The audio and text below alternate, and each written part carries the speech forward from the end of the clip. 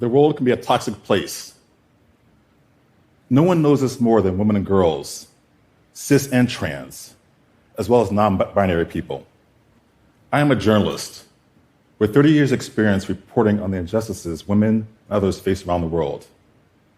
I am a co-founder of the Man Up campaign to energize youth activism against sexual and gender-based violence.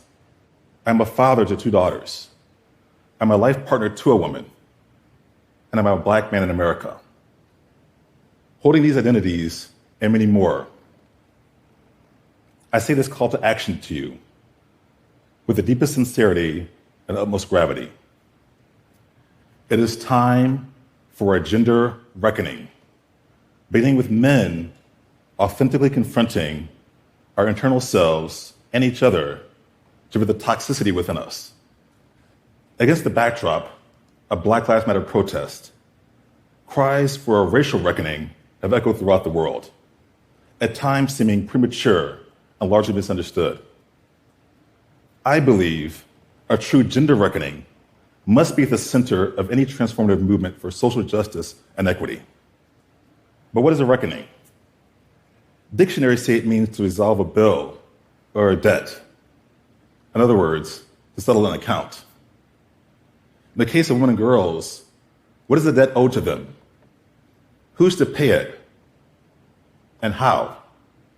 The consequences of male toxicity continue building the debt to which I refer, including, among others, a gender wealth gap, most affecting women who care for their families, as well as act as the primary income generators for their households.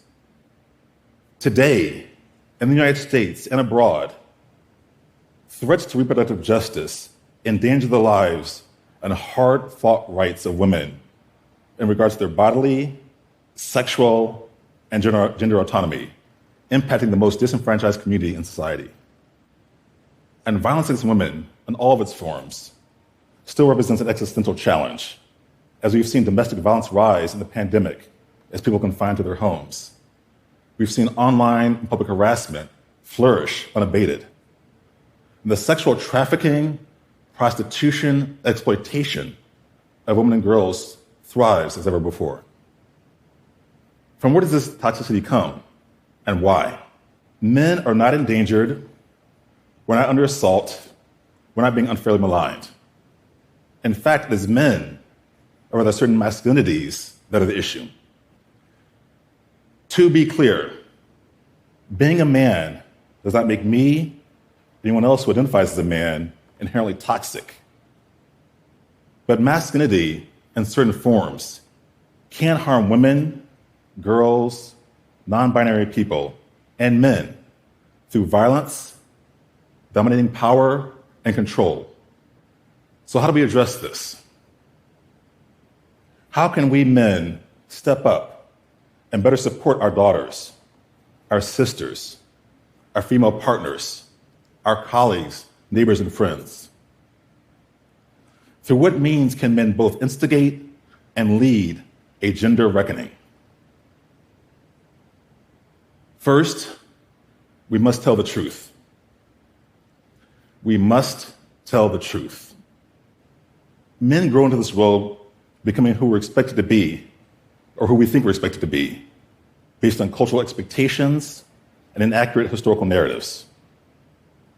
As a short, chubby Black kid wearing glasses growing up, I was repeatedly told, I cry too much, I'm too emotional, too soft.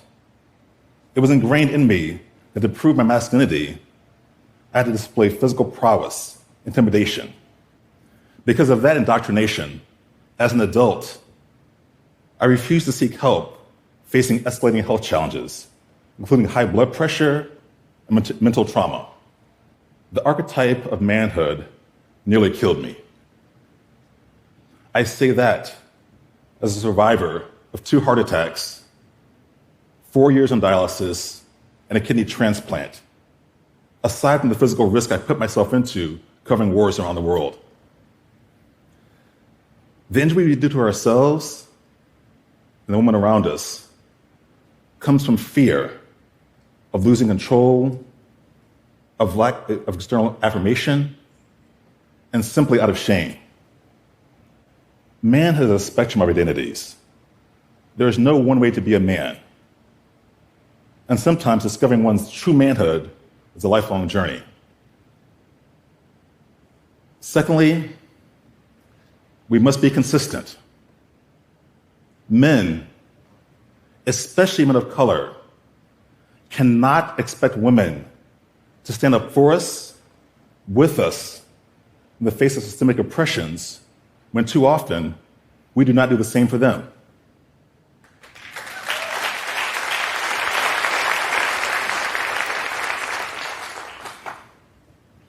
The Black Lives Matter movement, for example, founded, named, and led by queer women of color, still centers Black men's well-being in the face of unfair policing and criminal justice systems. And where is the reciprocal support from those men, including myself, in addressing intra-community violence against women of color, maternal health inequity, economic disparity? How and where do men show up for women? I wonder, how many men stood with women on the steps of the US Supreme Court as they fought for reproductive rights? How many men should have been there? Finally, there can be no reckoning without accountability. There can be no reckoning without accountability. Men who commit acts of violence against women must be held accountable by formal systems of justice, as well as other men.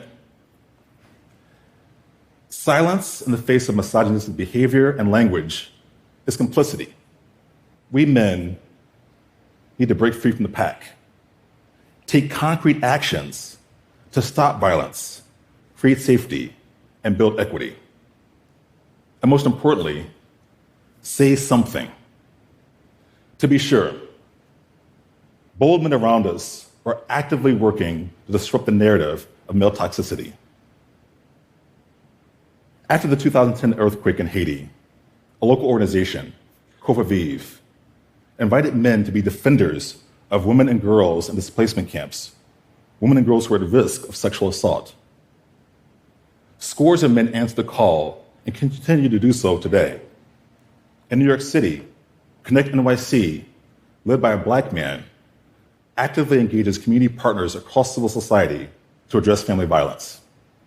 And in a profession not known generally for its advocacy against gender violence, a professional player for the Washington football team has become an unabashed advocate for men to learn and actively change behaviors regarding sexual and physical violence. There is hope, there is light.